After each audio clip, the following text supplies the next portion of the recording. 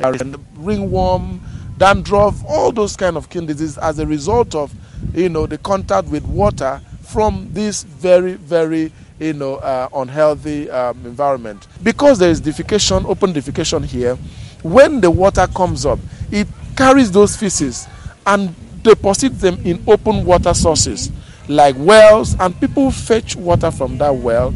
This leads to, waterborne diseases like cholera, like amoebic dysentery, hepatitis A and E, just all kinds of waterborne diseases. Streets littered with waste, open defecation, air pollution and the likes are what residents of the commercial nerve center of Nigeria are faced with on a daily basis. In Lagos, environmental pollution is the order of the day. Residents deal with a suffocating mix of air pollution, improper solid waste disposal, and other forms of pollution in the city's streets, leaving many residents battling with respiratory problems, flooding, and other illnesses. The plastic waste, the rubber waste are the most dangerous because they do not decay. A lot of this plastic waste, they are not well disposed. They are not disposed of properly and they find their way into the drains. In Lagos State today, anywhere you find yourself, just open up the drains. Just open up the drainage system if it's covered. If it's not covered, it's obvious there. And you see a situation where when rain falls, a particular line of the drainage system, you see that waters are not flowing along that line because it's blocked. Now we have in Lagos State, the collectors were registered. Some of these trucks can't even get to the residence of a lot of the people living in the communities. So people have to converge at a particular point. Now when they dump the waste there, it takes a while before the collectors, the trucks arrive there to pick up the waste. That's another issue, which is another environmental issue. So the collection in itself is poor. And you see some of these trucks collecting this waste. When they even collect the waste on the road, you see it's part of the waste dropping on the road. You look at Lagos, you think that we are in one big dustbin. Some people are in a bit cleaner part of the dustbin. Let's say huge dustbin we're in. This is not a city. Let's. Which part of the city you want to tell me? Tell me. I've gone around. Is it Lekki? Is it Koi? Or you want to tell me it's Ajegunle or Yanokwaja? The way we live is also a problem. We have three important channels. We have the tertiary canals. We have the secondary canals. We have the primary canals. The tertiary canals is the one you see in front of your houses. Those ones are people called gutter. In front of our houses. If that one in front of our houses is clean, the secondary canal will be clean. The primary canal, the big one, will be clean. And therefore you see a steady flow into the lagoon. But that tertiary canals in front of our houses where people dump in the dead of the night. When it is raining, they will go. When in the dead of the night, they will just go. Even people who should know better. People with full dose of Western education, you see them dropping those things instead of the canal. That has been our problem. Because if the tertiary drains are okay, you won't see anything in the secondary drains. You won't see anything in the primary canals. You won't see anything in the lagoon. While the megacity still practices the creation and maintenance of dump sites, which are situated close to the abode of residents, and with the monies doled out for the management of waste in the state, locals still suffer as a result of improper disposal of waste. These and many more prompted this investigation by TV360 Nigeria on why residents are made to deal with loss of lives and properties, and to get answers on if the state government is up to the task of making provisions for proper waste disposal and drainage maintenance. The attitude is a problem, and Lagos spends a lot of money in cleaning the canals, dredging, constructing, that's giving it concrete alignment so that it will be easy for you to clean. There are so many of them, so we are taking it one after the other. But the problem is the attitude of Lagosians. If you are driving on the corridor, you see them dropping it from their vehicles, dropping it. Thank God we have sweepers. We have thousands of sweepers in Lagos. By 5 o'clock, they're already on the street taking those things. It could have been worse. So we are thinking, because we are thinking out of the box. What do? We are coming to the age of dikes. That's what is called dikes. That is using concrete wall to prevent, water from coming into the city. We're introducing pumps. And another one is to provide a kind of tunnel, a well, very deep well, where you allow this flood to go in. Thereafter, you now use pump to throw it into the lagoon. With the increase in spate of indiscriminate dumping of waste in Lagos State, the mortality rate from pollution is set to witness a spike. In 2021, the state governor Babajide Sanwo-Olu said his administration has spent over 2 billion naira on the rehabilitation of dump sites across the state, while another 1 billion naira is being invested to provide the necessary infrastructure for waste management. If these projects have been carried out, residents are yet to witness the results or see an improvement in waste management. We're seeing recurrent cases of Lassa fever. Lagos is not spared. Of course, the rats go there, eat, pick jams, transfer to people, and then the same thing now we're having monkeypox. So in reality, if we deal with the challenges of waste alone, I am sure that our health system will be good. Our health itself will be good.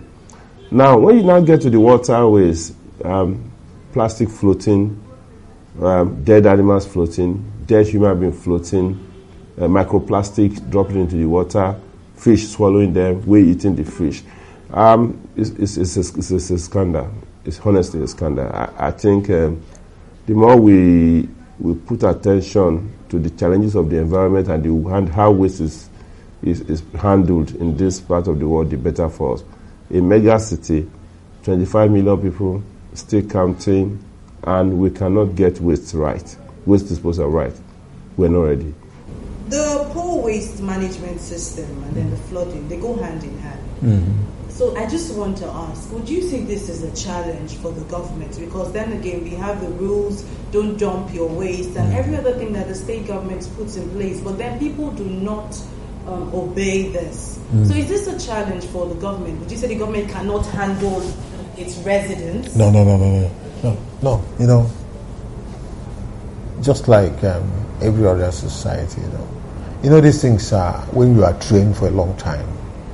When you do something, when you are trained to do something, right from day one, you will comply. We are not throwing our hands up into surrender. We are doing our work. We are not complaining. But we are doing advocacy. We are talking. We are having meetings. We go for retreats. We talk to Lagosians through radio and television. We will continue to do that until we get civilized in such a way that you cannot, when you finish your bottled water, through the window. We'll get to a time when people will not do it again. We'll get to a time when you don't see, plastics on our roads, cellophane paper, this takeaway place, you will not see it. Environmental pollution is not the only challenge residents face as a result of improper waste disposal. The rising issue of climate change, a resulting effect of human activities, has upset the balance of nature. Rising sea levels, extreme weather conditions, and intense droughts can wreak havoc on people's livelihoods and communities. A visit to an environmentalist helps paint a clearer picture of the disaster that awaits Lagos State if nothing is done about the nonchalance of residents and the government. In Lagos, we have a situation where dump sites are located or sited away from the community, but there is no restriction that halts urbanization to that located dump site. So, for example, there's a place called Yanoba. The place was located about 25 years ago, and it was far from city.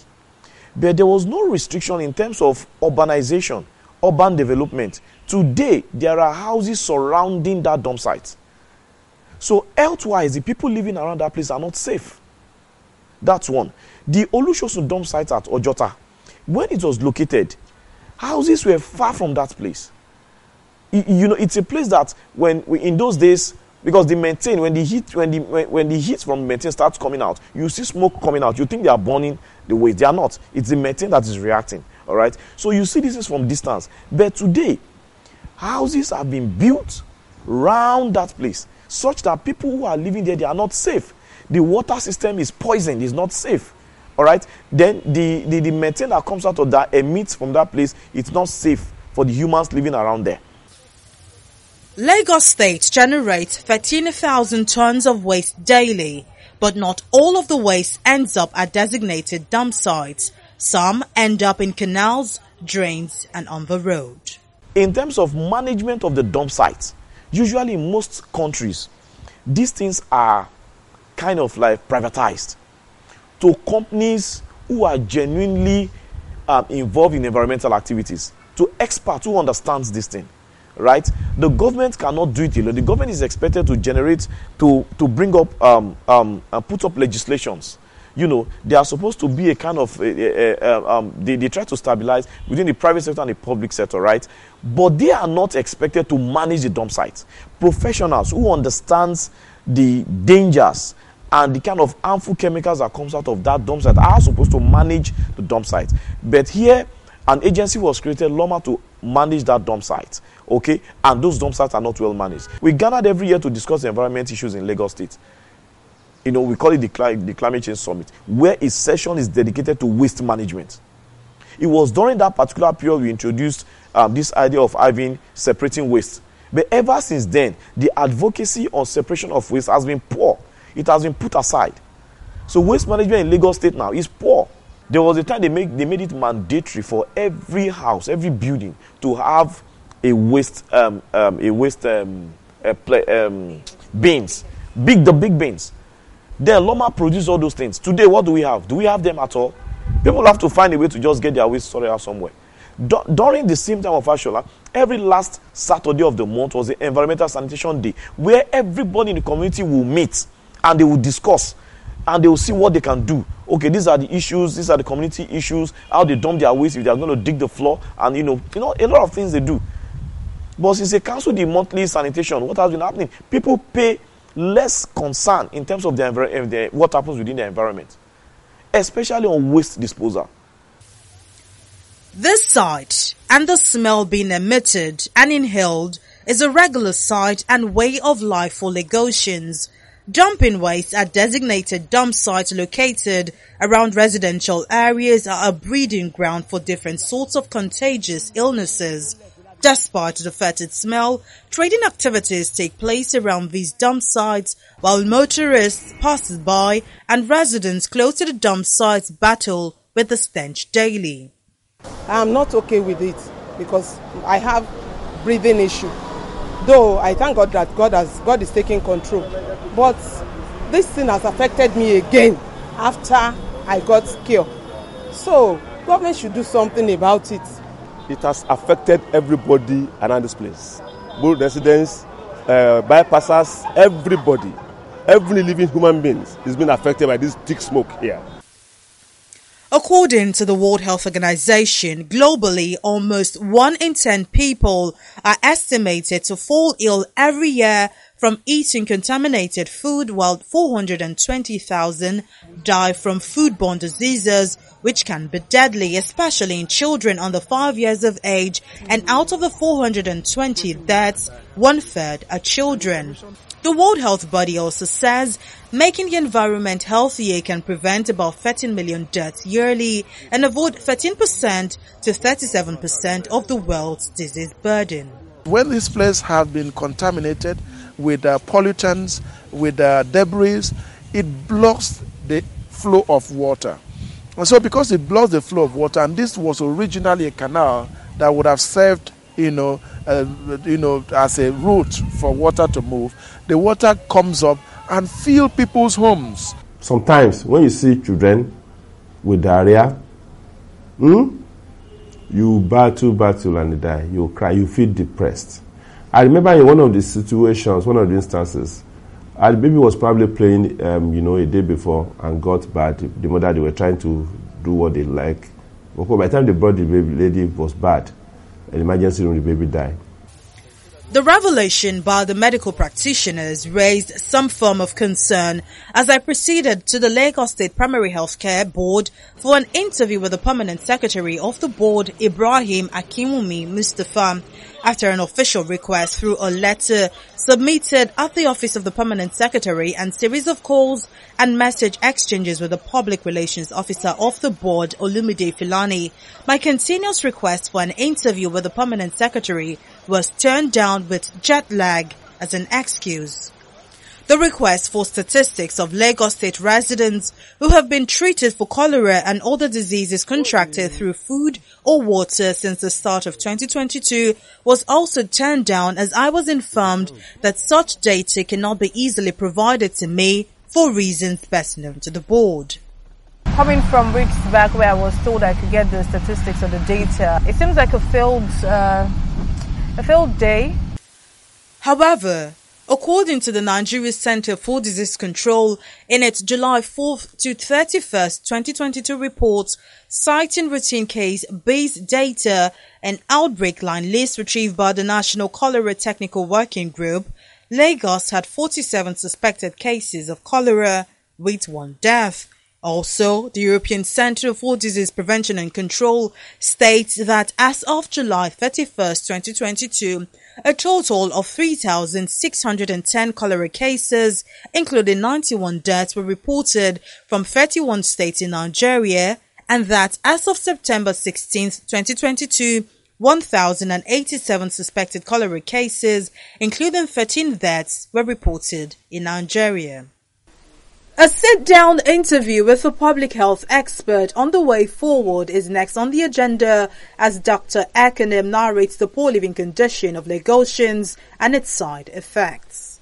I have managed a number of patients who had cholera. Some had hepatitis A, some had amoebic dysentery, and others had diarrhea. And of course, there are clear symptoms of this condition, like vomiting, stooling, of course, like abdominal pain, and many other symptoms that are characteristics of cholera or amoebic dysentery or hepatitis A.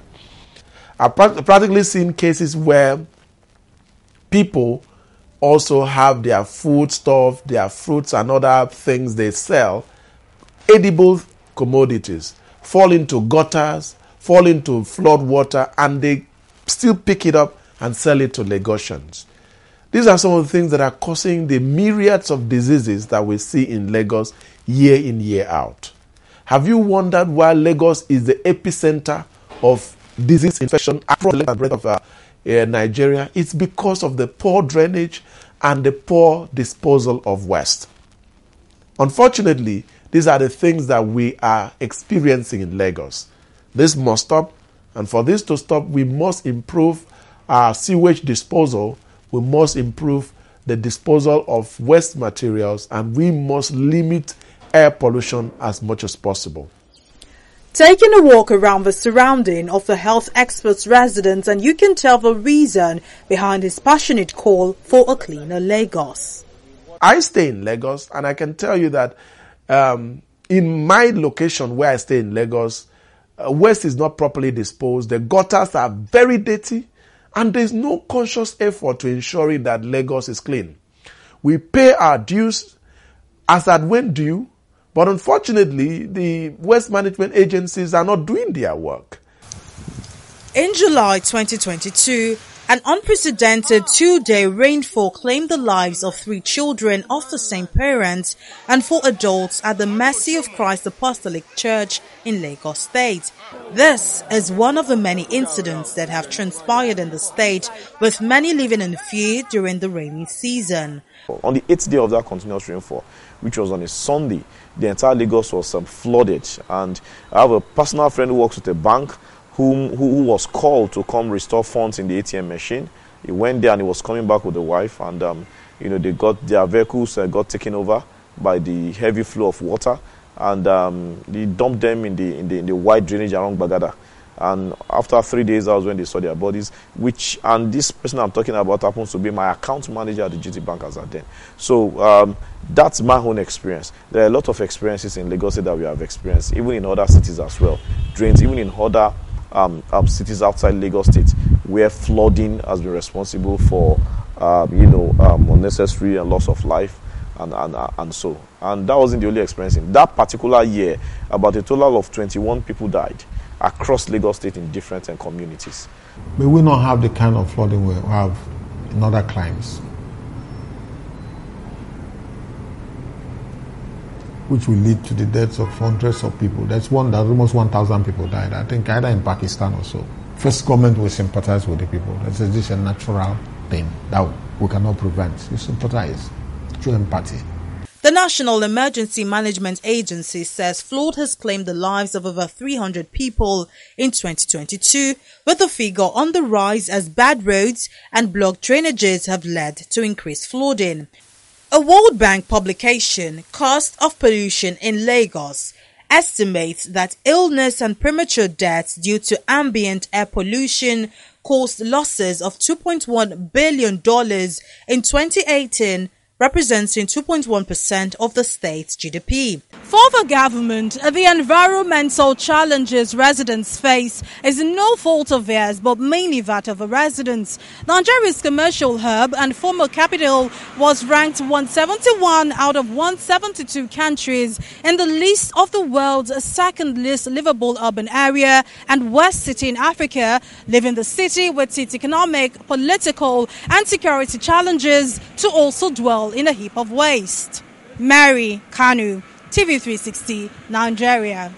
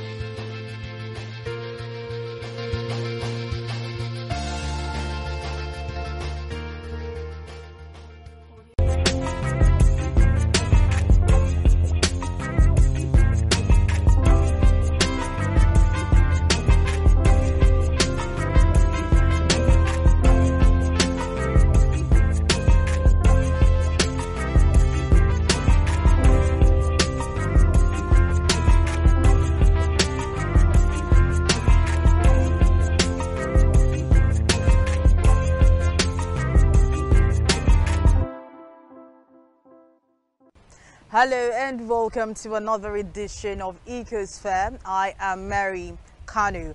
Pollution is a major problem across cities in the world. You know, some of the world's biggest cities deal with pollution, and it's in fact on the environment and health of residents. Now, Lagos State, the largest city in West Africa and the 21st largest city in the world, is no exception, and the resulting effect is the suffocating mix of air pollution, single-use plastic pollution and solid waste in the city's streets, causing respiratory problems, floodings and other illnesses among the locals. Now, it is estimated that at least 30,000 people die every year in Lagos due to pollution. Now, on this edition of the program, we'll be taking a look at ways to solve the problem of pollution and improper disposal of waste in Lagos State.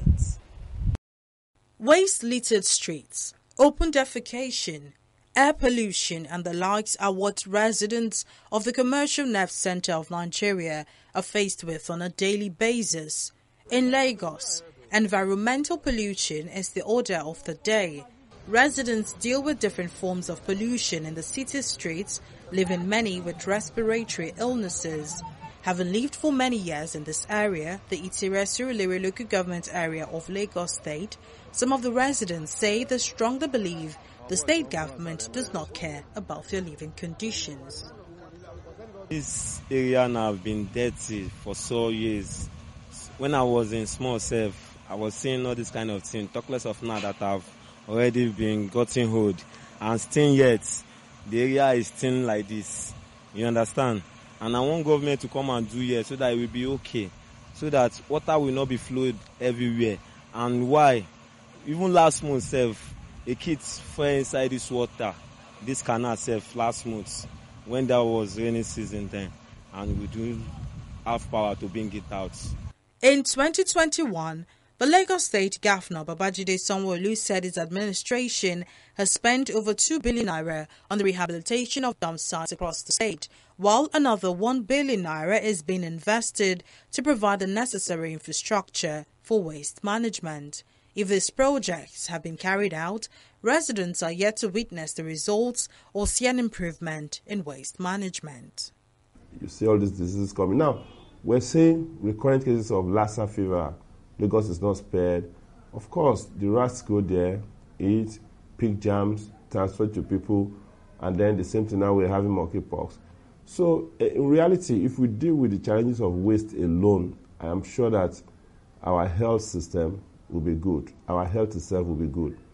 Now, when you now get to the waterways, plastic floating, dead animals floating, dead human being floating, microplastic dropping into the water, fish swallowing them, we eating the fish.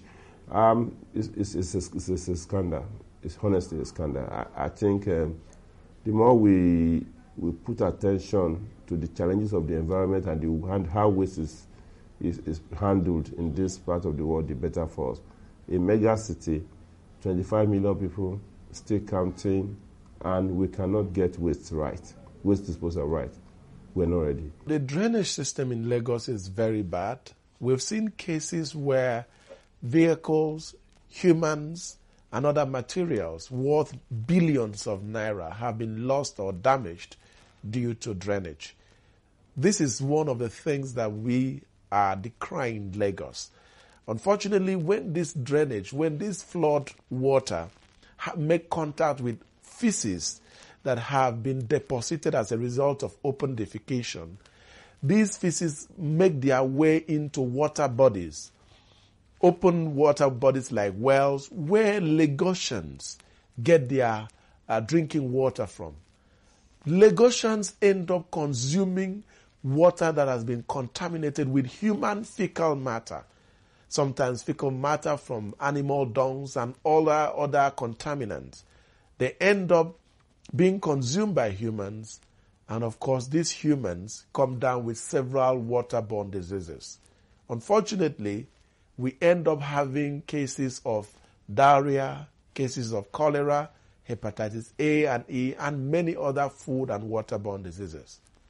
I've practically seen cases where people also have their food stuff, their fruits and other things they sell, edible commodities, fall into gutters, fall into flood water, and they still pick it up and sell it to Lagosians. These are some of the things that are causing the myriads of diseases that we see in Lagos year in, year out. Have you wondered why Lagos is the epicenter of disease infection across the length and breadth of Nigeria? It's because of the poor drainage and the poor disposal of waste. Unfortunately, these are the things that we are experiencing in Lagos. This must stop, and for this to stop, we must improve our sewage disposal, we must improve the disposal of waste materials, and we must limit air pollution as much as possible. Environmental pollution is not the only challenge residents face as a result of improper waste disposal. The arising issue of climate change, a resulting effect of human activities, has upset the balance of nature. We have household generated waste, from our consumption and every other thing. We have the industrial waste, the ones that comes out from the big country industries, Then we also have the clinical waste, that's the one from hospitals and from clinics, which are very, very sensitive. So the way we handle them, there's a protocol in terms of the way we handle them, their disposal, where we dispose them, how we dispose them, who disposes them. It has its own protocol. Then also we have the other agricultural waste, the ones that comes from animals and others. Now, this waste, how we manage them is very important, because if we do not manage them well, they come back to affect us as humans and all living things that actually live within the environment, both humans and plants, if the waste are not well managed. So obviously, when waste find their ways into places where they shouldn't, like the drains, the drainage lines, of course they block the drainage, and whenever rain comes, of course we have flooding. And in flooding there are different types of flooding. So the one that waste usually creates is the flash flooding. Okay, when the drains are blocked, when waters cannot flow well, so of course the water comes back on the streets and they come back to meet us in our homes, and then we have a flooding which affects people. Our recycling activities is still very poor, because there are a lot of opportunities that comes in if you have a good waste management system.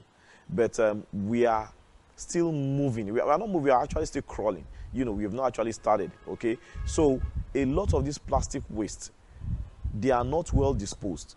They are not disposed of properly, and they find their way into the drains. Some even find their way into the waters. That life in waters is not even safe anymore. We have had situations where waste was ashore, and when they open up this waste, they see a lot of plastic waste in there, right? So at the same time, within the community, these plastic waste find themselves in all the drainage. I can tell you, in Lagos State today, anywhere you find yourself, just open up the drains. Just open up the drainage system if it's covered. If it's not covered, it's obvious there. And you see a situation where when rain falls, a particular line of the drainage system, you see that waters are not flowing along that line because it's blocked. Okay, people even have this habit of constructing this metal to block this waste from coming into their own part of the road. And so this waters comes onto the road and we have a flooding. So they are a major cost, especially the plastic waste. Well, we'll take a break here, but when we return, the program will continue. Do stay with us.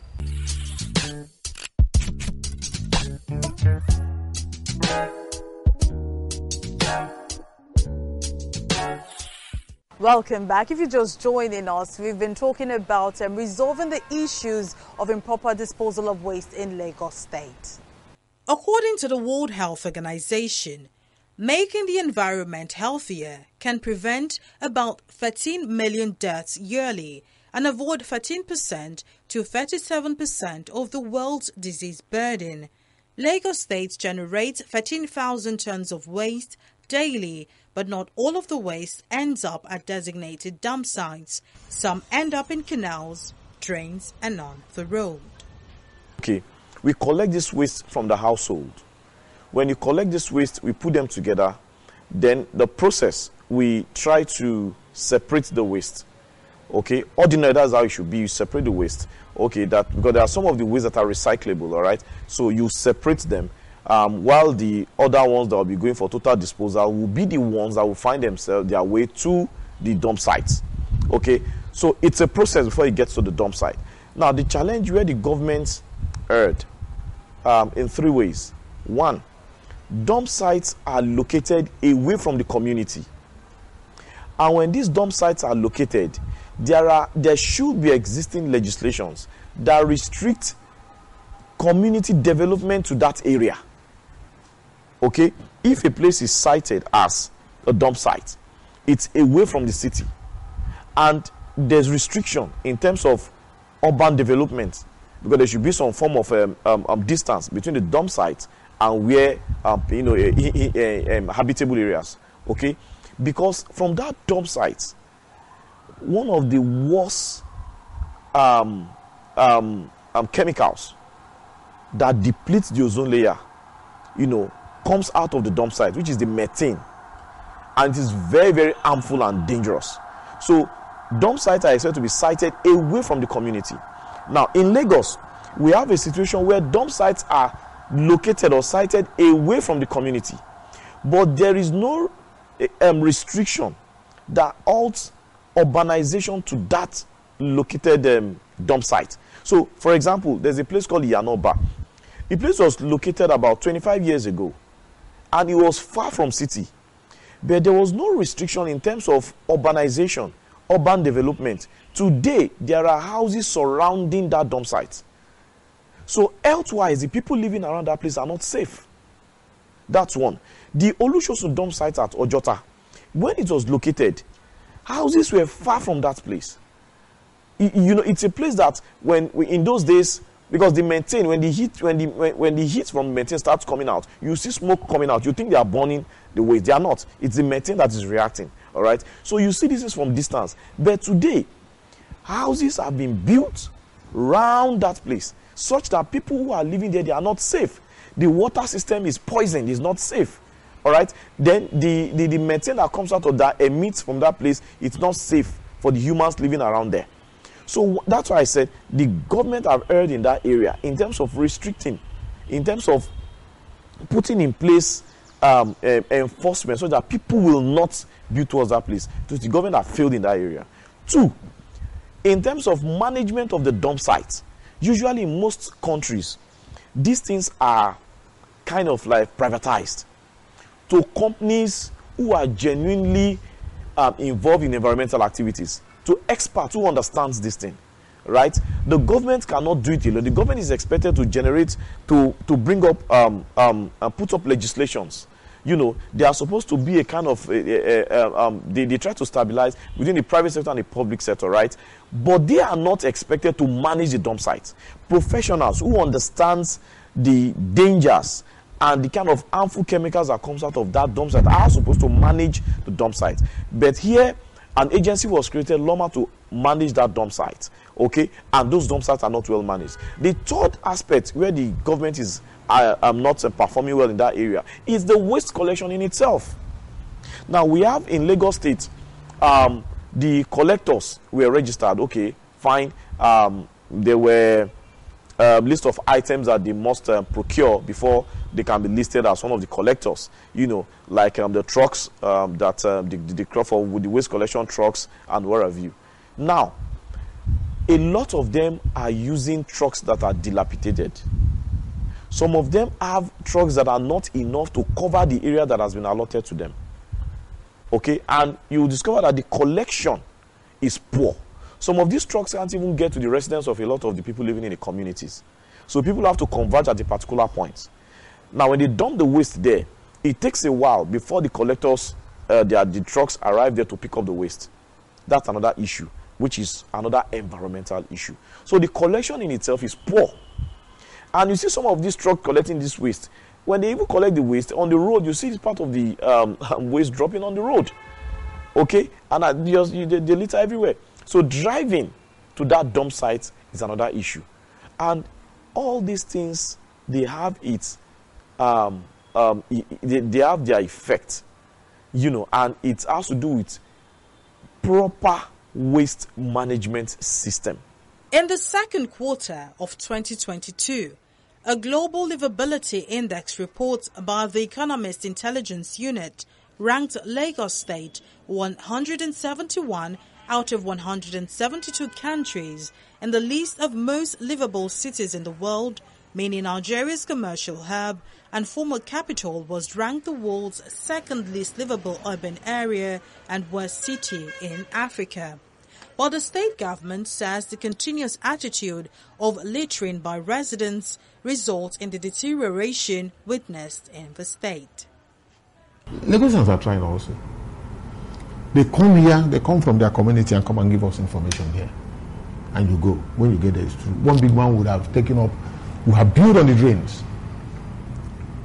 And they were afraid to go and talk to him. Even if they talk to him, they will come and report and we'll go. We'll have task force here that recover setbacks and chase some people away from wetlands. You know what wetland does? If you have heavy flooding like this, they settle there.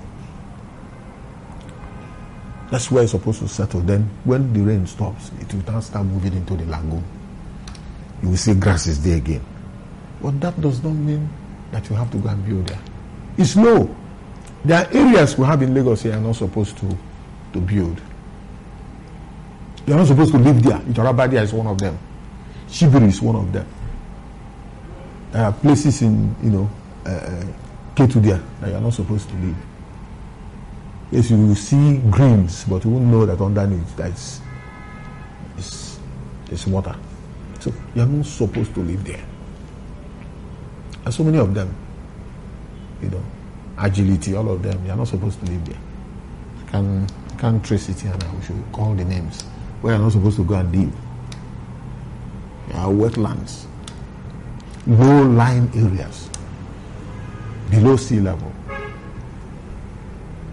But because of scarcity and paucity of houses, people still go there to build. They won't build story building and mansions, but shanties. And when it comes, when the flood comes, they will start shouting, government come over, we are dying over. They say, you're not supposed to build here. Government is to provide a conducive atmosphere of business for people to live, to make the city a livable city. That's our duty. If you have a bad road here, they will not call you to come. It's government they will call. We'll go there and check what caused this pothole here. Okay, let's check the drains. Drains is the first place to go. Is it okay? Okay. If it's not okay, get the FR people to come and clean it up, and then get the works, Ministry of Works to come and patch up the road. Finish. But government cannot handle all the roads in Lagos at the same time and provide all the drains at the same time. Gradually, these things will be in place. Gradually, we don't know. So we are responsive and responsible.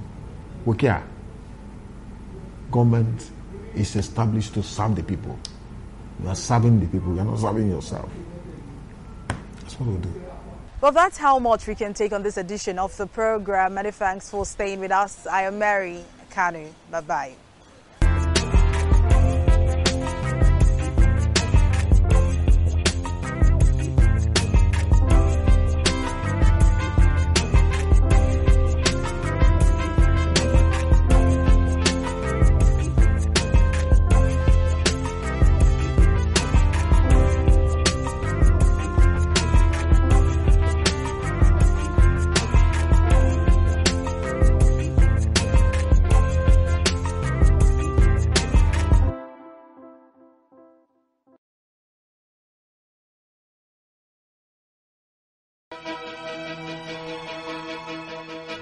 Opinions are free, facts are sacred, but truth is universal.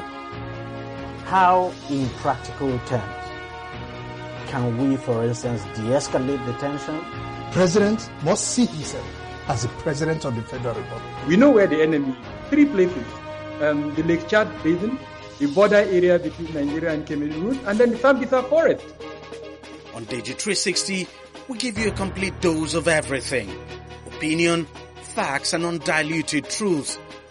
I hardly believe what politicians are saying in this part of the world. A new Nigeria is possible, a future is possible. We delve into the issues, dissect it so that you can understand it. Use it to take action. I don't think there's any need for any governor to look for grant for ranching. TV360, dissecting the issues.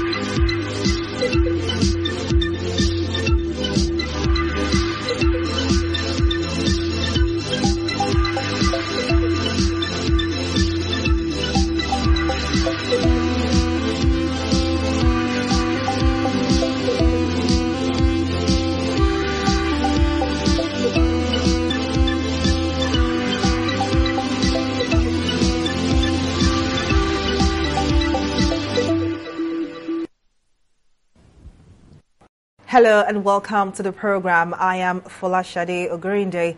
Finally, Nigeria's presidential and National Assembly elections have come and gone, but the economic challenges bedeviling the nation are still very much present. From soaring inflation to weakening naira, the country's economic health is in urgent need of resuscitation. So what must the new administration do to ensure that it revamps the failing economy? Dr. Muda Yusuf, the Chief Executive Officer, Center for the Promotion of Private Enterprise, joins me now. Thank you, as always, for joining us. Now, take us through some of the current economic challenges in Nigeria of today. Well, the current economic challenges covers a broad spectrum of issues that relates to policy, that relates to infrastructure, that relates to regulation, and that relates to the quality of our institutions, and of course that relates to the macroeconomic environment. At the macroeconomic level, we have been grappling with very serious issues around high inflation. Is perhaps one of the biggest challenges that the economy had faced in the past few years. And the situation has been worsening with very serious implications for the cost of production, for operating costs, for the welfare of the citizens, and for the stability of the social environment. So the inflationary situation is extremely worrisome, and it's one of the biggest challenges that this economy faces. The second major macroeconomic variable that we need to worry about that has been a major challenge is the foreign exchange. We have been grappling with the problem of illiquidity in the foreign exchange market. Many operators cannot easily access foreign exchange. We also have been dealing with the problem of exchange rate depreciation, which is also of a major concern, and this is also one of the factors that have been fueling inflation. The cost of production, cost of raw materials of many companies and industries have gone up dramatically because of the exchange rate depreciation. Then we have the volatility and the uncertainty around the foreign exchange market. We have the issues of round tripping and absence of transparency in the foreign exchange market. So all of those things are very significant macroeconomic challenges that the economy has been facing under this administration. Then, of course, you have the issue of the monetary policy environment, the high cost of credit, for instance. I mean, right now, prime lending rate is as high, it's getting close to 30%. You have challenges of access to credit, especially by small businesses and even large businesses as well, because not many businesses can meet the collateral requirements and some other conditions set out by the banks. For most banks now, apart from the blue chip companies, the collateral requested by banks are what we call bank guarantees. And not many businesses can provide bank guarantees. So credit is an issue. And when we look at credit to private sector as a percentage of GDP, it's just about 12%, which is one of the lowest that you have around the world. So you have a disconnection, so to say, between the financial system and the larger economy. And the deficit in credit is much higher at the level of SMEs and micro enterprises. Then, of course, we have issues of financial sector regulation, which is extremely very tight. As I speak to you, cash reserve ratio is 32.5%, which is one of the highest. And these things have implications for what we call financial intermediation. That is the capacity of the financial system to mobilize funds from the from the surplus end of the economy to the deficit end of the economy.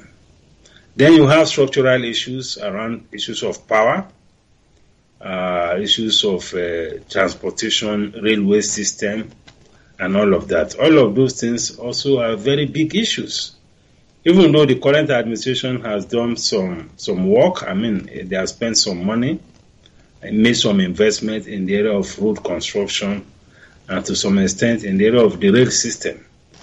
But the infrastructure deficit is still extremely very, very high. It is huge. So there is a lot that needs to happen around fixing our infrastructure. Because we need to fix infrastructure to be able to make the economy competitive, to be able to reduce cost of production, to be able to sustain businesses, especially in the real sector of the economy. Then, of course, we have issues around regulatory environment. The regulatory environment is extremely very challenging. Some of the regulators are practically intimidating people, coercing the economic players. Many of them are just after the revenue that they can make. And all of these things create an environment that is not conducive for investment. So the regulatory environment itself is not too good. And you have issues of subsidy, which has been creating distortions in the economy. We have serious subsidy problem in the oil and gas sector. There's a lot of distortions in that space as a result of that. A lot of corruption as well. An absence of investment, again, as a result of the subsidy. Then we also have very serious subsidy problems in the foreign exchange market, which manifest in the huge gap between the official exchange rate and the parallel market exchange rate. That again is a major source of distortion in the economy and has also been creating all manner of transparency issues, all manner of corruption and all of that. So those things are not good for investment. Then you have security issues, you have issues of not having a level playing field. Sometimes when you look at the policy environment, you see that it's not quite a level playing field. You have some discriminatory practices around policies, around regulations, which are not very good. Then you have the issue of tax. The tax base is quite narrow, and which puts a lot of pressure on the few companies that are in the tax net. So there's a challenge of not being able to broaden the tax base so that a lot more people can come into the tax net, so that you can have a lot more of what you call fiscal consolidation. So these are some of the challenges. It's a long list, but these are some of the key ones that the economy has been grappling with under this administration. Now, what key action plan do you expect from the incoming administration as first steps towards economic revitalization? Well, what I will advise that the incoming administration should do right away is to, even before the swearing in, is to set up an economic transition team, a transition committee on the economy, so that we'll have, even before the inauguration, have some very clear direction and policy trust, which will derive, of course, from the manifesto of the party. But this time, something which is much more specific, which is much more actionable, and which is something that the administration can roll out within the first 100 days of its inauguration. So we need that kind of team made up of very sound economists, people who have very clear knowledge of what the macroeconomic environment should be, what the policy environment should be, what the regulatory environment should be. So it's going to be a mix of those who are maybe academics, technically competent, and those who also have very clear understanding of the investment environment. So having a transition committee on the economy, I think it is the first major thing which I expect the president-elect to have started to begin to do, even as we speak, so that we have very clear direction, clear pronouncements around policy, so that the administration can send very nice investment-friendly signals to both domestic and foreign investors. So those things are very critical, a very good thing. Secondly, is to ensure that in dealing with some of these economic policies, we also ensure that the appointments are right. Round pegs in round holes. We make sure that we ensure that we have the right people in the right places, so that appointments are not particularly on very strategic ministries and institutions. Appointments should not be based on either partisan politics, political affiliation, tribe, ethnic. No.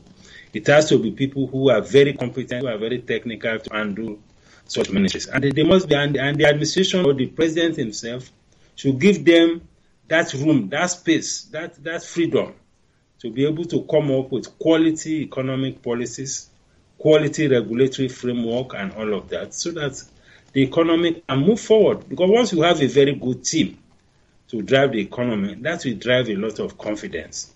And once you have confidence, you have a growth on investment. If investment is growing, you have GDP growth, you have more jobs. So the quality of economic governance is key. It's very key in delivering outcomes under the new administration.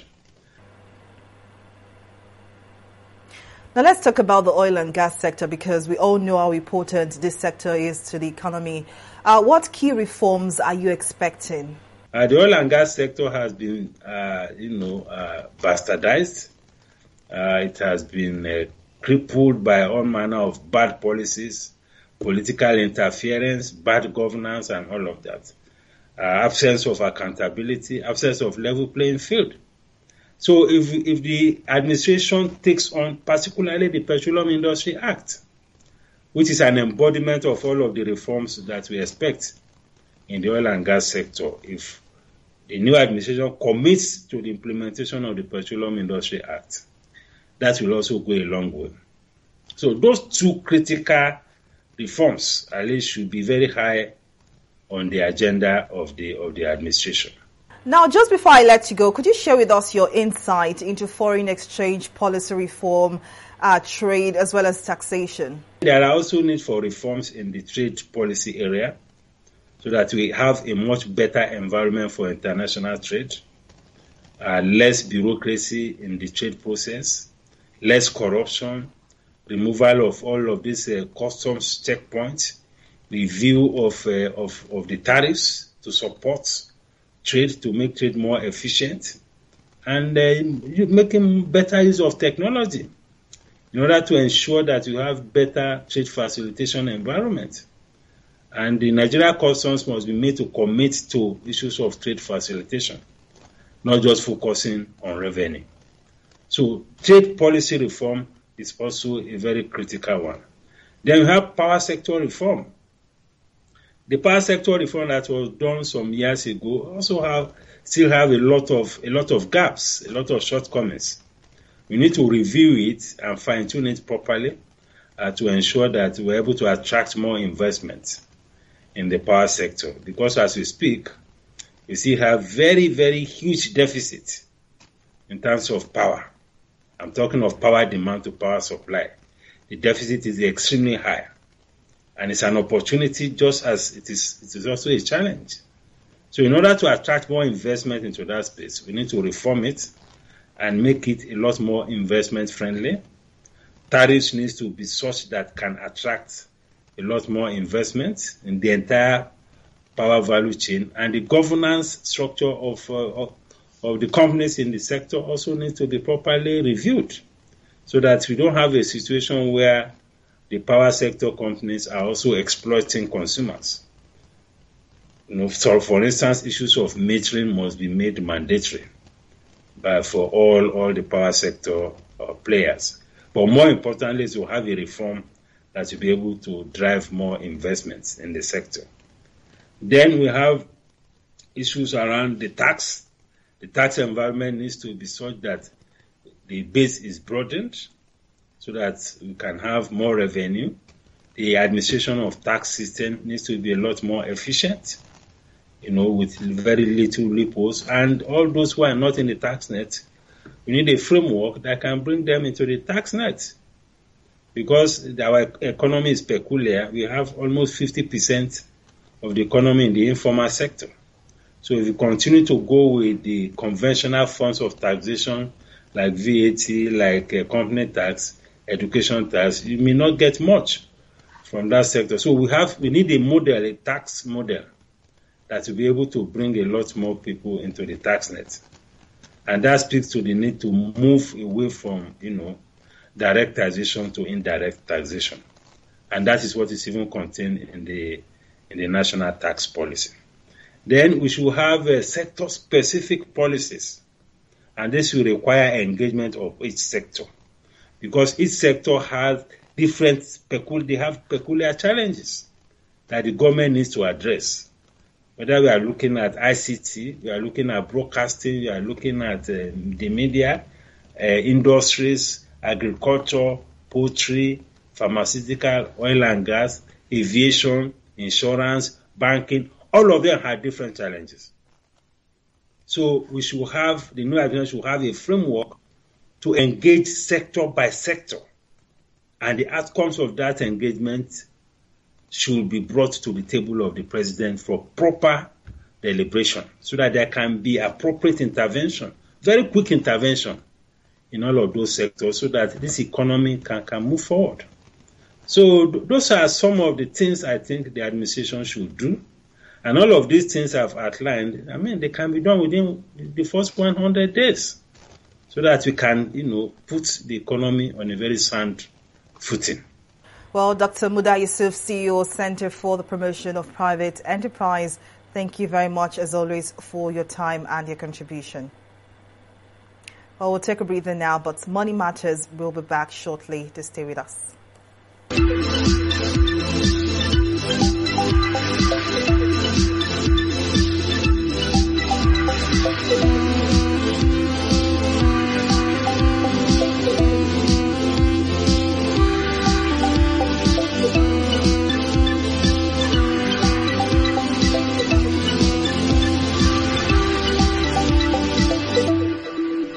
Welcome back to the program. In the past weeks, more and more Nigerians have been facing increasing hardship, no thanks to the naira scarcity. Against this backdrop, Nigerians have continued to flock to cryptocurrencies to hedge against current inflation and circumvent the various limitations on naira transactions in online payments. Well, this is no surprise as Nigeria was ranked 11th on the Chainalysis 2022 Global Crypto Adoption Index and 17th on P2P exchange trade volume. But to speak more on this development, Adedeji Adedoyin, Managing Partner, Blue Wave, joins us now. Thank you very much for your time. Now, with the naira scarcity, more and more Nigerians are exploring other digital and electronic means of payment, such as Bitcoin. What's your take on that? Okay, thank you for having me today. Well, of course, people would naturally look for the easiest way to get things done. And one of the things we have to understand is that crypto is one of those channels that people would explore. So, of course, most people are moving towards digital payments now. And but then I think one key issue that we've had is reliability. How has this digital payments been reliable? So now there are two sides to this thing. The first side is the regular digital banking, which we all use. And then we also have the other side, which is crypto transactions. By and large, crypto transactions seems to be a bit more reliable in terms of you are sure you can transfer your funds, and if you get your wallet ID right and all that, wherever you're sending it to, of course, they will definitely get the money you're sending across. But the one thing we've seen over the weeks is that a lot of our digital banking platforms are not very reliable, which is one of the biggest issues we've had. And I think one of the key things we now need to look at is how do we make that better? Now, for crypto, the problem is we don't have enough platforms yet in the country that allows us to accept crypto payments. Okay, so for example, we have very, very, very few merchants that allow you to even pay in Bitcoin, for example. So I think that's still a challenge. And I think it's also based on the environment that we are in. So in all, it's a good thing that we are all embracing digital payments. And we hope that in the coming months, there will be frameworks in place to even make it more reliable.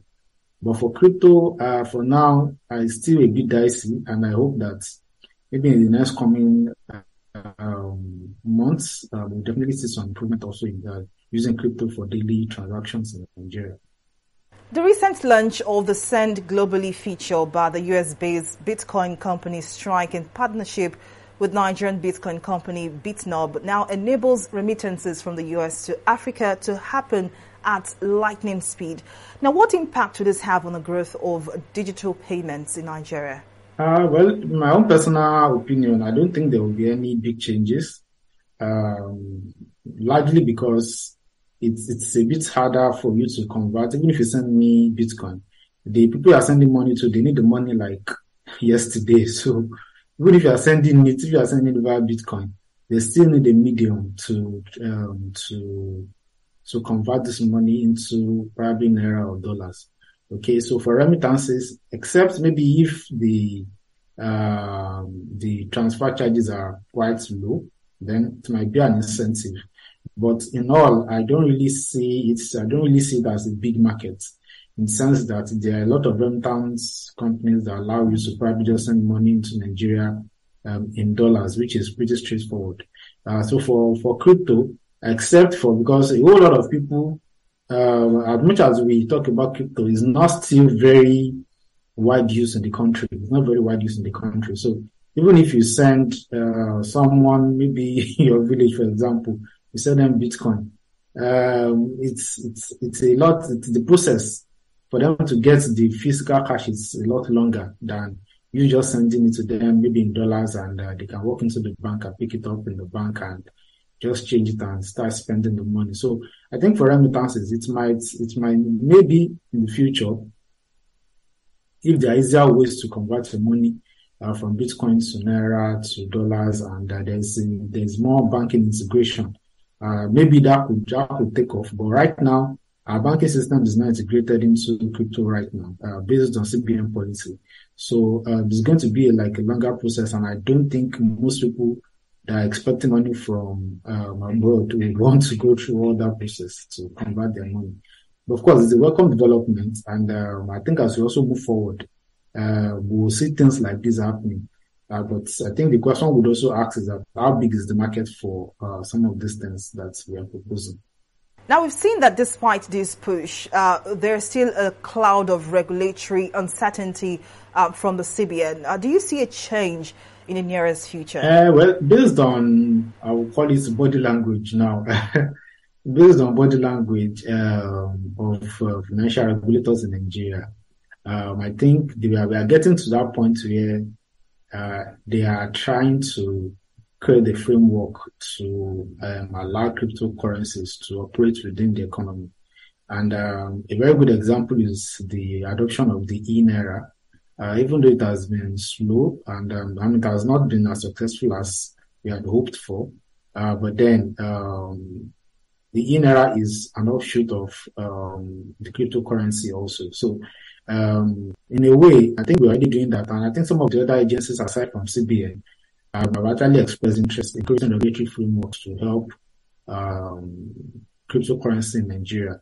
But I think the bigger issue is what the CBN will do, because ultimately what the banks will do will be dependent on CBN regulatory power. So if CBN says no cryptocurrency trading in the banks, there's nothing really the banks can do. Okay, so one of the things we have to just think about is how then do we create that system in place so that we can allow cryptocurrencies safely within the banking system? Because one of the key things that has been the excuse of the banks and CBN is the illegal use of crypto for money laundering and crime related things. But I think if we're able to create a framework that puts a bit of KYC in place, that's KYC like what the banks do, and you can link each crypto account to a specific bank account in Nigeria, then I think that should solve a whole lot of that. So I'm hoping that I think in the coming, maybe after the elections and maybe towards next year, we should see some positive lights in crypto related regulations in Nigeria. Well, Adedeji Adedoyi, Managing Partner, Blue Wave, thank you very much for your time and your contribution. You're welcome. Thank you very much. I need to wrap on the program. Thank you very much for watching and see you again next time.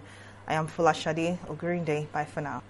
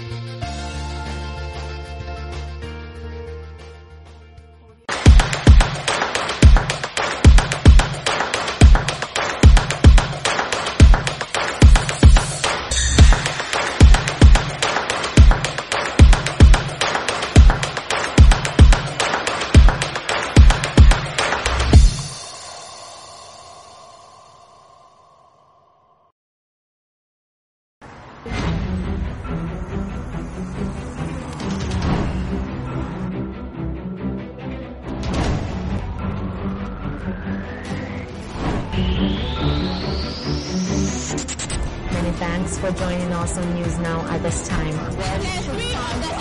Protest in Lagos. Thank you for joining us today on the newsroom. Lagos State Emergency Management Authority has said there's going to be one vote winner. The rampant illegal spectrum frequencies. The banks took over the wheels on the Nigeria stock market today as sellers eased.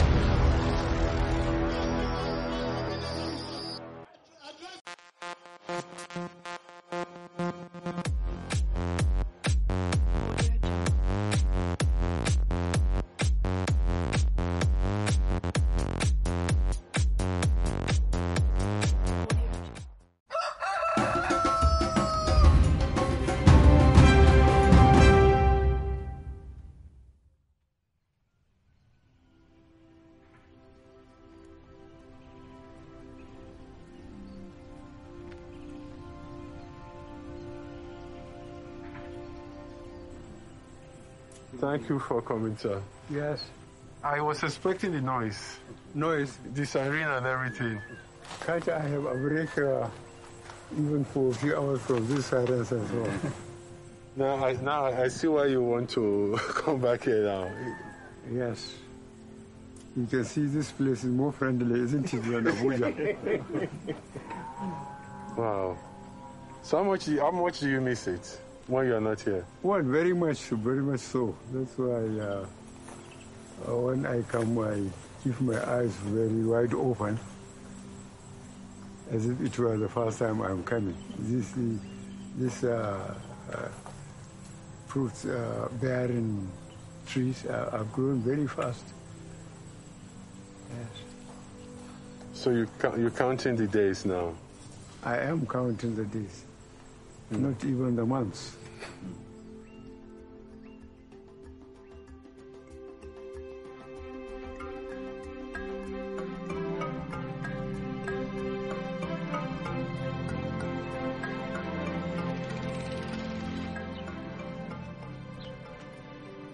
What amazes me is that if you know him now, to me is the same Buhari I knew, 1953. He's a good listener. He will accommodate you, listen to you, and he will never fight back. If you are not hardworking, if you are not honest, if you are not dedicated to your duty, don't come near Mr. President Buhari. He has a very long face, but you have to catch up. He looks after the welfare of his staff, especially his close aides. He makes sure everything is well or is fine at home front, because he asks questions. That's how is everything going on? And whenever there's anything, he takes your problem as his own problem.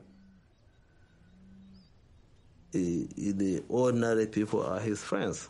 And then Kaduna, you come and see them in his sitting room. They are not only in the sitting room, but they are on his dining table, eating with him. There wasn't any day you go to Sultan Road #1 that you will not see people queuing, and that he will not attend to you. When he goes to his farm, the only thing you will know that he is not with them is because of his white dress and height. He mingles with them. When we are going to the mosque, we enter the normal place where other people are and join the queue from where we find it. We don't overstay our queue. And normally, during Christmas or Salah, the father buys a dress for his children. And from 1996, when I started working with him, up to this year, he will buy me Salah dress. Every Salah.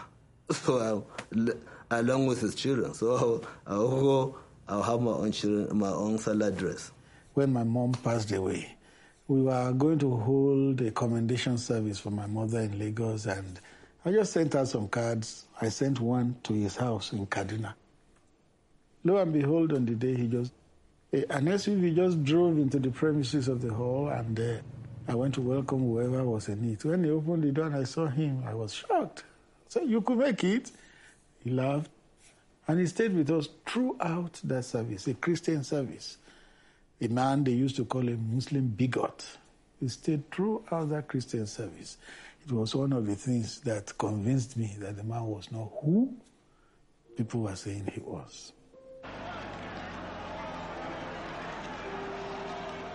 I first met him in 2007 because they were trying to meet pastors who could also, and not only pray along with them, but who could identify with him to remove the toga of Islamic fundamentalism, which he has been labeled with for too long a time. I saw him as a forthright person, an incorruptible leader, and one that was ready to bring about discipline to our society. He's a very self-effacing person, also very witty and humorous when he's comfortable in the environment he is. He can be surprisingly shy when he's not comfortable. He's amongst people who is not accustomed to being around, and he can live in his own skin and say very little. But when he's comfortable, he can be a pot of good humor. I got to know him from about 1976 when he was the Minister for Petroleum. And I was working in the presidency, you know, he has this expectation of people to take their responsibility seriously. He gives you an assignment, he expects you to carry it out. Mr. President.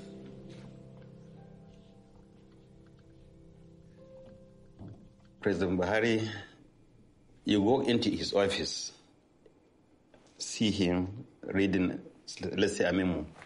You not even notice you are there. He puts in his 100% on that memo until after he reaches the end of what he's reading. He does not even know somebody is there standing.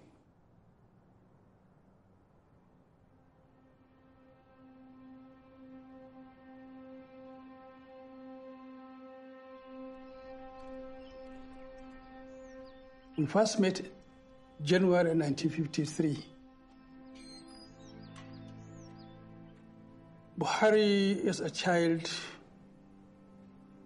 was quiet, humble, and reserved.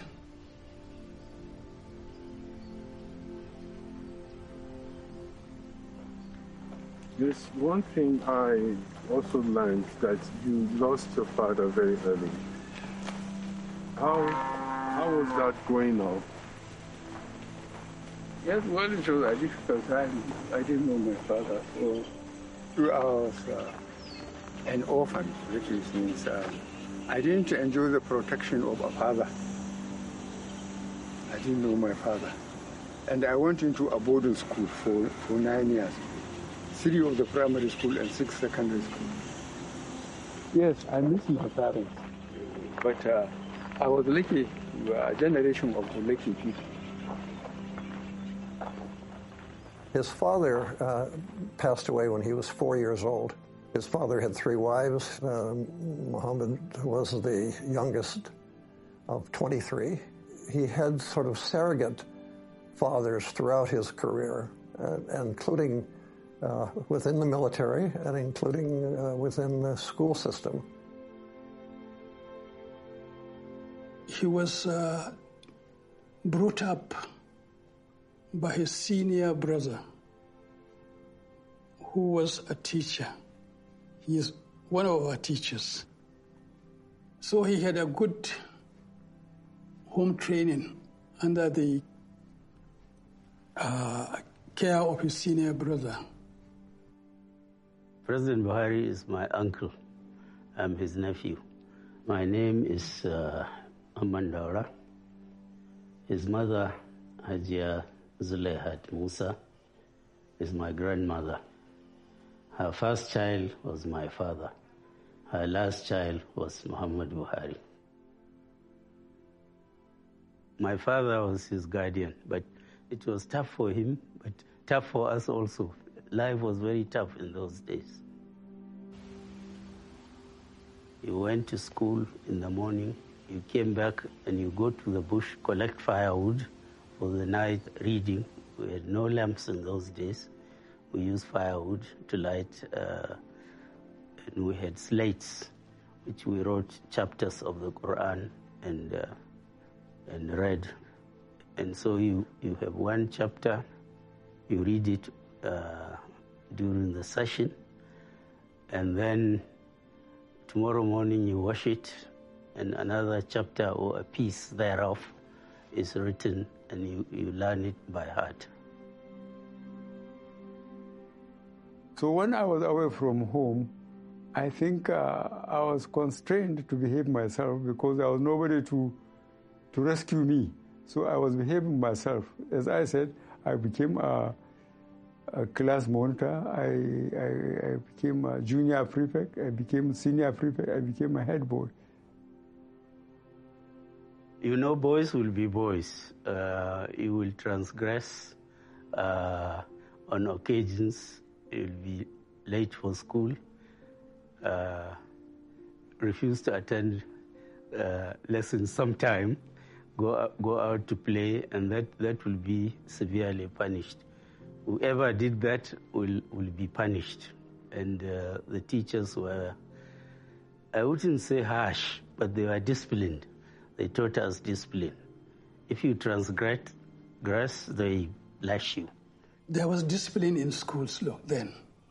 There's corporal punishment. And I think to a certain extent, it molded the minds of the children and so on and so forth.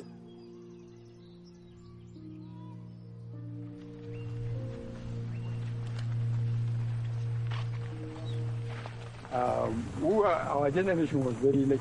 Our teachers were absolutely committed and dedicated. And they treated us like their own children. If you do well, you are praised. You are brought before the classroom, your work was shown and you are praised. If you don't perform, you are again brought before the classroom, stripped and flogged on the buttocks.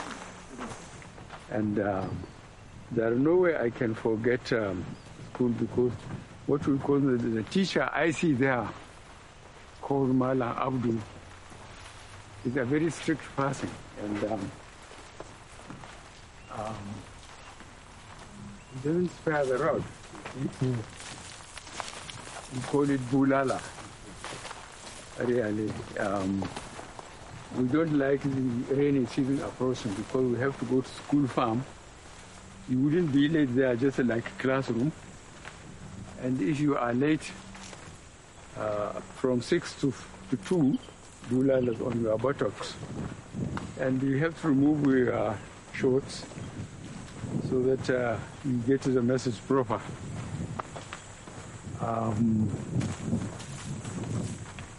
Among the teachers, I could only again remember our Arabic teacher. No matter how hot it is, he comes in with a turban. And every week we are given to recite part of the Quran. Every week.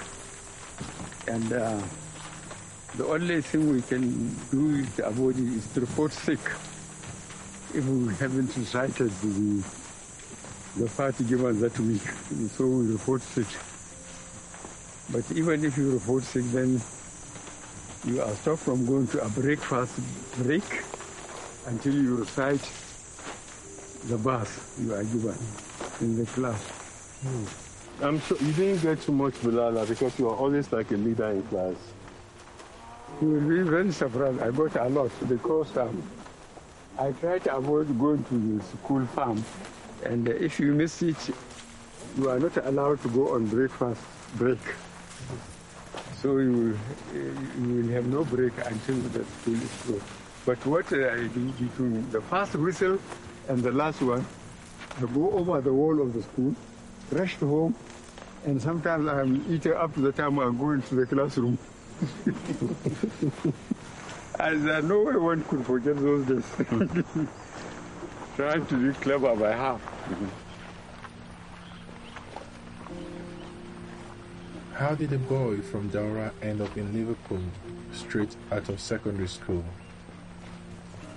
I was picked from here, and then the whole of the north, again, I was the only person picked to go to UK, recommended to go to UK, Elder Dempster. Elder Dempster line. Were given some slots for children from each region, from the north, from the west, from the east then, and from Lagos. 4 of us were taken. And that's how I managed. You can see the system then. Here in Kaduna province, we are the junior part. In Daura here. But I was picked, from the whole of the north to go to UK for holidays. That's what my father to the UK. And what struck me when we arrived at Liverpool, we went to the center of the Liverpool. Some of the cities in London, then there was a central roundabout in the town. From there you can go to other places. And when we went down about break time, I saw people coming out. Everybody well dressed up, just the way you are, but almost 3-piece. handsome, healthy. Then I realized back here in Katsina on my school days, when I'm going to the mosque on Fridays, blind men, cripples, birds, rags, them for it. So I say, God, how can we understand? That impression is still there in me. You look at people coming out as if they made it up themselves. Be well dressed, handsome. Underdevelopment is terrible. The only thing. Interested in science at the time. He was thinking of becoming a doctor. You know, he was born in 1942. You know, sort of the end of colonial era in Nigeria. They didn't really have a medical school yet at ABU. It turned out not to be a career path for him, although it was an interest. When he was finishing up secondary school, the Emir of Katsina, who was the neighboring Emir to Daura, was encouraging young men from the north with leadership potential to go into the officers' training. The Emir of Katsina then, he sent Hassan. It was no longer a profession for the poor. My height was a disadvantage to me. Then there were cadets only in government colleges. Zaria, Kepi in the north, I don't know how many in the south. The provincial secondary school, which was my school, they were not given army cadets. But the Emir of Katsina wanted to make a case to late Sardauna that he wanted a cadet school, a cadet in his secondary school in the state. So the Sardauna told the Prime Minister, and the Prime Minister told the Minister of Defense, and then Katsina had a cadet. And then I had an ex-World War II veteran from Katsina made to be in charge of the training. Just because of my height or something, I was picked to be the sergeant. So from there, I was impressed by the military discipline and so on. So when I left, I just went straight to the army.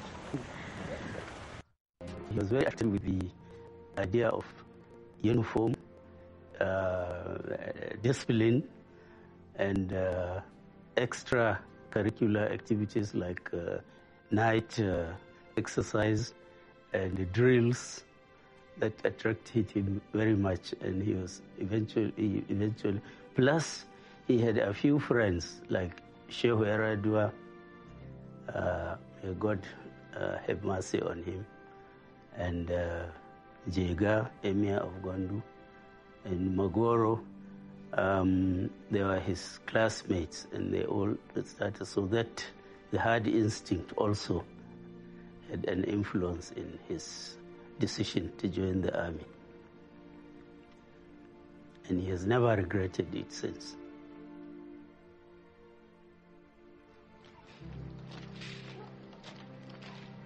It must have been something for him. I mean, he went into the army to be a soldier.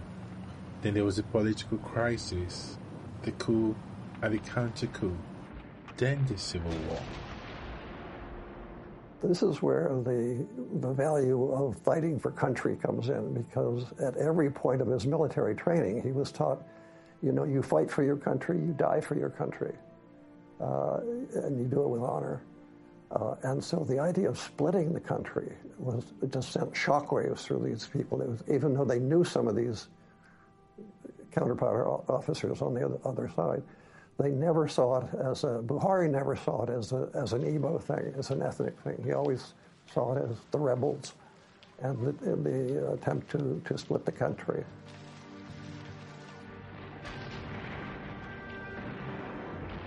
His battalion, the 2nd Battalion Nigerian Army, he was number 2 in the battalion.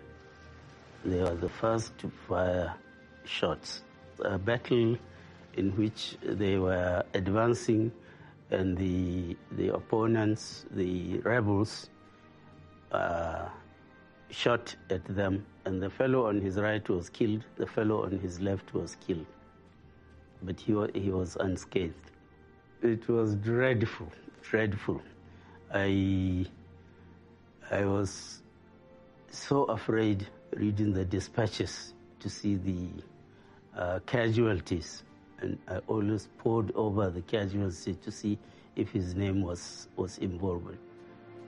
The Biafran Civil War was one where you didn't know you were going to survive. They were hacking their way through the rainforest, which was very different than the dry savanna in the north. And his men had to be sure to take health precautions, change their socks, not get fungus in their feet and things. So he was always concerned with the welfare of his men.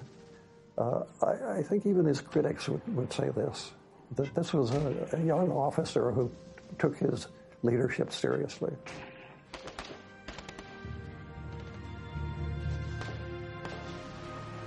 And if I tell you that I walked across Nigeria from Benue State virtually up to the sea when we were fighting the civil war, the 30 months of the civil war, I was always in the front within the small arms range for the 30 months. I never relieved. But when I was sent to India and the United States subsequently to do my training, people were saying, why always Buhari? But when I was being sentenced to the front, nobody asked, why didn't they bring me back to their headquarters where they have time to drink and dance? This is Nigeria.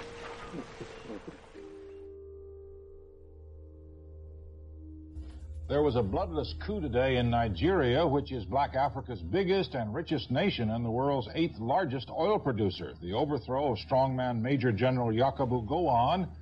Fellow Nigerians, events of the past few years have indicated that despite our great human and material resources.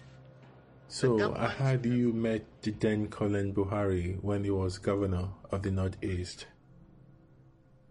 Way back in the early 70s or mid-70s, I was a young student, aged about 18, 19, and he was then governor of the Northeast.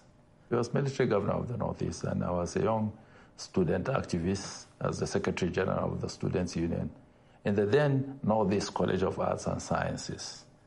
And when Murtala was killed, I led a delegation of students to protest the killing of Murtala, demanding that the coup plotters be brought to book and be tried.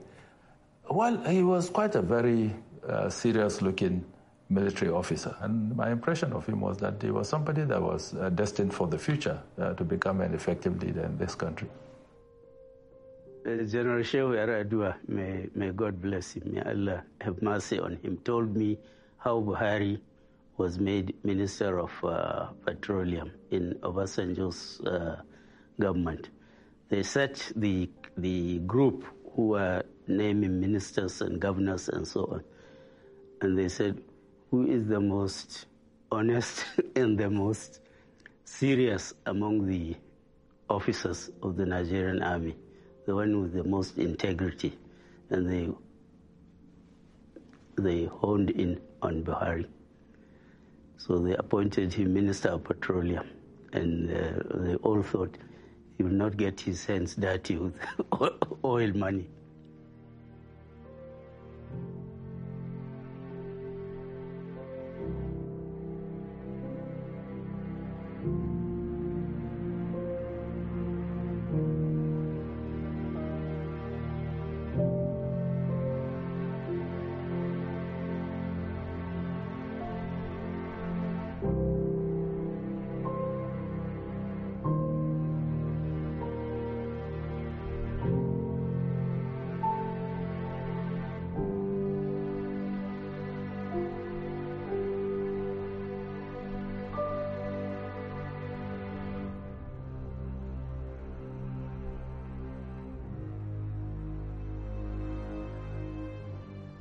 Fraud, indiscipline, corruption, squandermania, misuse and abuse of public office for self or group aggrandizement, which had assumed debilitating proportions in the last few years, will be dealt with ruthlessly, no matter whoever may be involved. It wasn't easy in the sense that I noticed a lot of things were going wrong, personally. People were looking for office just to be materially endowed or empowered. I thought it was wrong. I think leadership is a sacrifice. It was clear to the senior officers, including Buhari, that the junior officers were going to do something if they didn't. And the junior officers took their cue from next door Ghana, where Jerry Rawlings had just taken over, a young flight lieutenant in the Air Force, and lined up and shot the previous senior military people who had been ruling the country. So the senior military people in Nigeria thought, we'd better stabilize the situation. We don't want another, Jerry Rawlings situation here. Buhari was not terribly keen. He wasn't terribly keen about it. But there was nobody to lead the change of government, nobody with the credibility and the integrity to convince the country that a change was necessary. It wasn't his choice. The need to emphasize self-discipline and leadership by good example.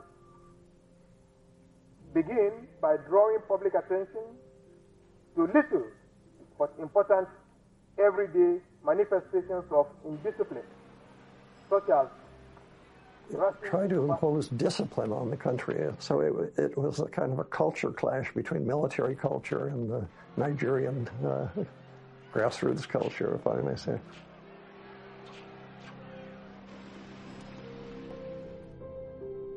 The night of the coup, you were with him, right? I was in Lagos and we had dinner and then we talked until about 11 p.m. Then I went back to my digs. We had no idea, no inkling whatever, something was afoot. In the morning, one staff came and told me, look, there has been a change of government. Your uncle has been deposed. The coups in Nigeria have a history of being very violent and very bloody. So I pray to God that they don't kill him or injure him or something of that nature. The people who know him well said he was aware, but the only way he could have prevented it was to execute 6 or 8 of the senior officers, and he wasn't willing to do this. I think he prevented a more serious situation, because when you start killing officers, who knows where it's going to lead.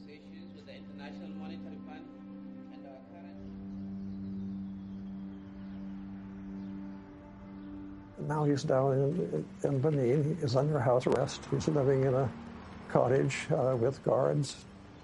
He figured that if Babangida wanted to kill him, he would be dead by now.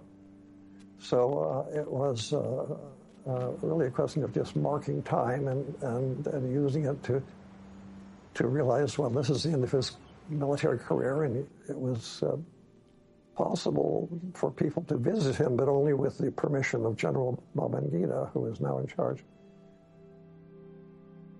He was detained for 3.5 years. I went to see him regularly every month in Akure and in Benin.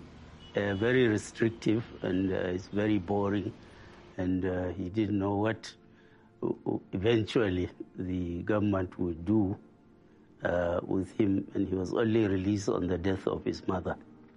But throughout, I think his spirit never for a moment broke, because so many people gave me messages to tell him to say, please write to Babangida and tell him, since he has taken over, let him go. He said, no, I'll never write to him. I'll never talk to him. His spirit never broke throughout the 3.5 years.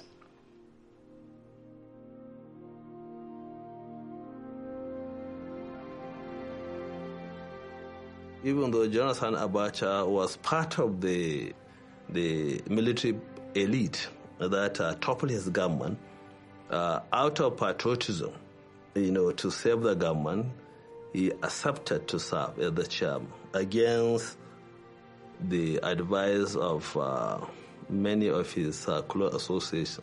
He said, no, it is not about Abacha. It is not about toppling of the government. It is about the country. We need to save this country. We need the infrastructure has decayed.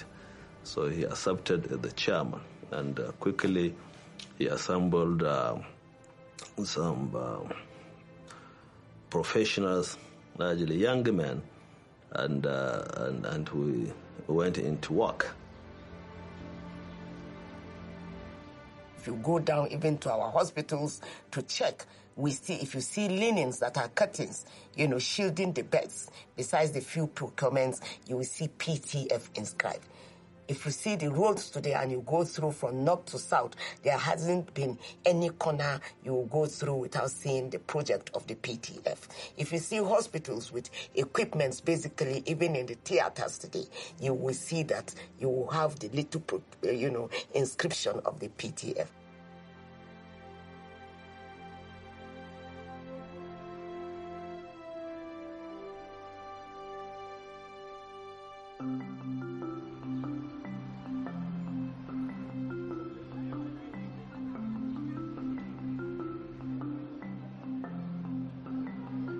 Nearly every week, some delegation from different parts of Nigeria were coming to see us in Kaduna, saying, look, you have to come and take care of have to come and lead this government. We're drifting. We're going back to the 1983 period.